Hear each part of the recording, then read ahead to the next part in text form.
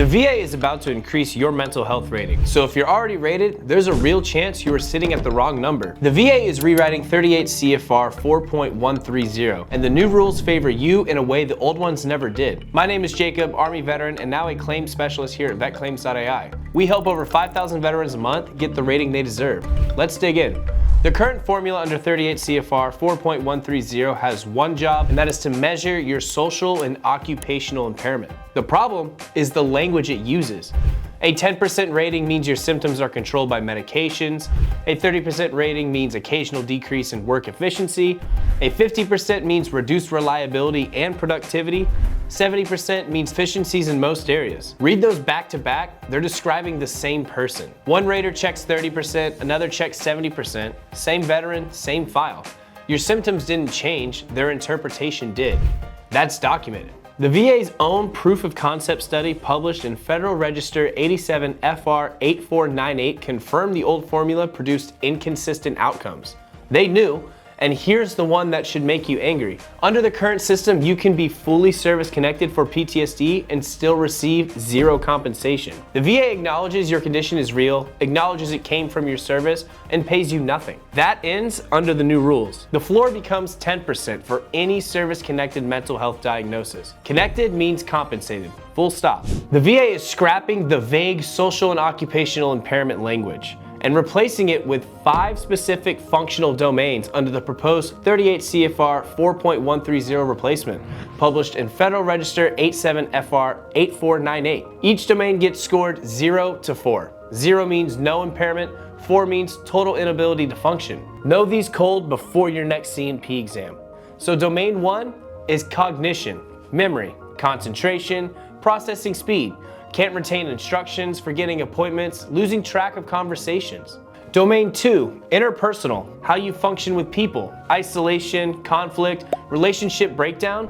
If your marriage is fracturing or you can't get through a workday without blow-ups, that's here. Domain 3, task completion. Can you start and finish things? Missing deadlines, abandoning projects, or basic household upkeep is collapsing.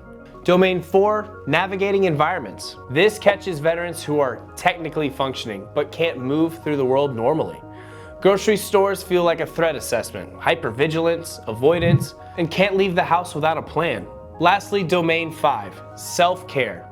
Hygiene slips, meals stop, medications get skipped. If someone in your life is picking up the slack to keep you functional, that's evidence for this domain.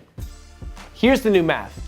To hit 100%, you need either level 4 in one domain or level 3 in 2 domains. To hit 70%, you need level 3 in one domain or level 2 in 2 domains. Under the old formula, a veteran still employed but isolated, hypervigilant, and not sleeping gets rated 50% because they showed up to work. Under the new model, that same veteran hits level 3 in navigating environments, and level 3 is interpersonal. 2 domains at level 3, that's 100%. The system is finally measuring what's actually broken. Here's what automatic actually means, because this word gets misused. Under 38 CFR 3.103, the VA has a due process obligation. When rules change mid-claim, they can't pick the formula that's convenient for them. They have to apply whichever version produces the more favorable outcome. That's not a loophole, it's federal law.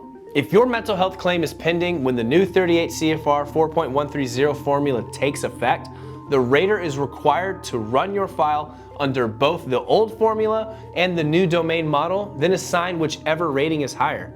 You don't have to ask, the obligation is on them. 3 groups this hits right now. Anyone with a pending mental health claim, a veteran rated 10, 30, or 50% who already filed for an increase, and veterans sitting in the backlog. Claims filed today could easily land on a rater's desk well into 2026. For once, the backlog works in your favor. Now let me be straight about what automatic does not mean. If your claim is final and you haven't touched it, the VA is not pulling your file and sending you a bigger check. The favorable findings rule only kicks in when your claim is active. The moment you touch it though, you're filing for an increase, file a secondary, or you request a higher level review, the rater has to use the better formula. Warning, the new DBQ for mental health is being restructured around the 5 domains. That examiner is going to ask domain-specific questions. Walk in still describing symptoms the old way, and you're leaving points on the table inside a system that was rebuilt to pay you more. For the new system, the VA will not connect the dots for you. The rater isn't going to read your therapy notes, cross-reference your HR file and conclude level 3 in interpersonal and task completion. That conclusion has to come from you, built into your evidence before the exam. 3 lanes of evidence: medical records, your personal statement, and lay evidence.